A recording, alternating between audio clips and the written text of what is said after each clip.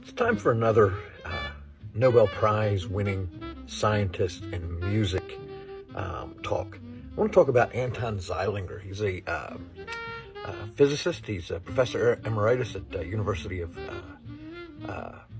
Vienna, and he won the 2022 Nobel Prize in Physics for work involving quantum entanglement and teleportation. He himself was not a musician, but one of his best friends, who had passed away a few years earlier and might have gotten part of that Nobel Prize if he were still alive, was Michael Horne. Michael Horne, in addition to being one of the physicists who worked on the experimental work with Anton Zeilinger and was one of his great friends, was also a jazz drummer. And in some of the discussions that he and Anton Zeilinger had about quantum physics over time, Michael Horne made comparisons between jazz drumming and an understanding of quantum mechanics.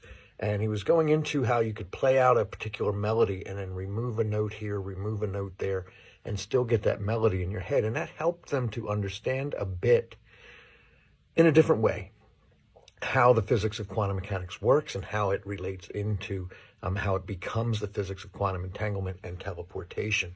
And this was a big enough deal to Anton Zeilinger that when he was interviewed to discuss his 2022 Nobel Prize, he brought up that idea. He brought up Michael Horne and mentioned that understanding of jazz music helped Michael Horne and he, Anton Zeilinger, by extension, to be better physicists and to understand the quantum world better.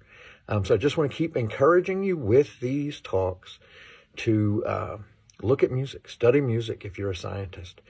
Think about jazz, think about the classics, think about Beethoven, study music theory.